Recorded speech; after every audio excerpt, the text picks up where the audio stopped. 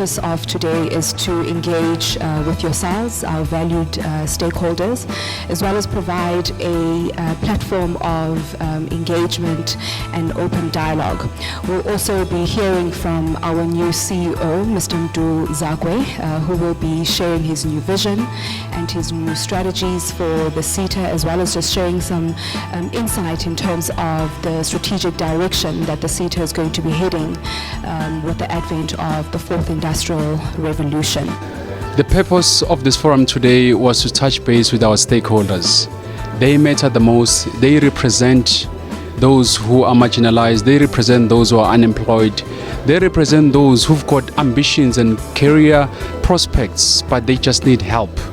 And we as Mictseta Seta wanted to hear and assist where possible, so that our entrepreneurs, our learners can go and achieve their dreams. So today it was all about making sure that we can understand the sector skills plan, we can understand our learner programs, we can also understand what we are doing from a fourth industrial revolution perspective. There's a lot of players in this space, there's a lot of uncertainty in this place, there's little direction, and we want to make sure that we as Mictseta can become that direction, because 4R largely touches on technology, which touches on all the sectors of the economy. Well, it's very key for us as a country.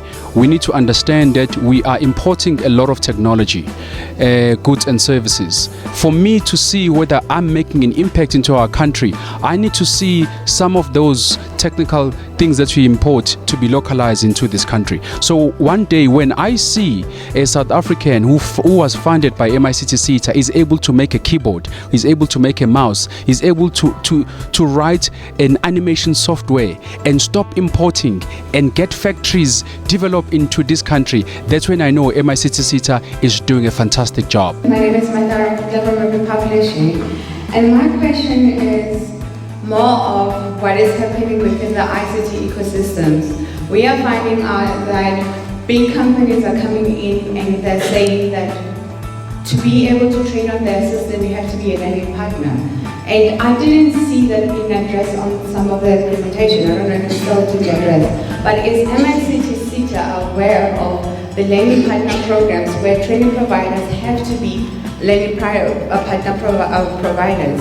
Are you aware of what is happening? And some of these big companies, for instance IBM, you will have to be an IBM partner and you will have to get a certification. What is the Mictseta doing to make sure that training providers are actually equipped to do that? With regards to what the Seta provides, I think the one thing that really stands out is their mandate regarding skills development. They're very passionate about that. With everything discussed today, my view is that I think the Mictseta Seta and the ICT industry has got a great leader. The leader by the name of Mdu Zagwe, he seems like he's sound. His thinking is very creative, is a forward thinker, and I think he will do great within the industry. We are hoping that he will be one person that will be helping us as an industry to grow and diversify our skills within 4IR, introduce us into the industry, as well as evolve with us right now as well as post the 4IR phase. Good morning. How are you this morning? Okay, mine is going to be a presentation on the sector skills plan. In the interest of time, we'll just browse through my slides. I've got about 200, but no, I'm just joking. So it is that time of the year where we come to you as our stakeholders to seek confirmation in terms of what we have drafted as the skills. As I present, you'll see that we didn't just wake up and then come up with this list, but it was quite a thorough process that led us to this draft. I serve in a division called Sector Skills Planning. What we do in the division is that we conduct research and come up with industry skills requirements. The question of employment is a national issue. But as the Seta, we try as far as possible to contribute to that. In terms of the timelines, we cannot specify exactly when the unemployment issue will be resolved, but it's an issue that we try as far as possible to address on a day-to-day basis. Every change has challenges with it, and if we look at the fourth industrial revolution, we are talking about disruption. So one of the things that people are so scared of is the replacement of individuals by the machines.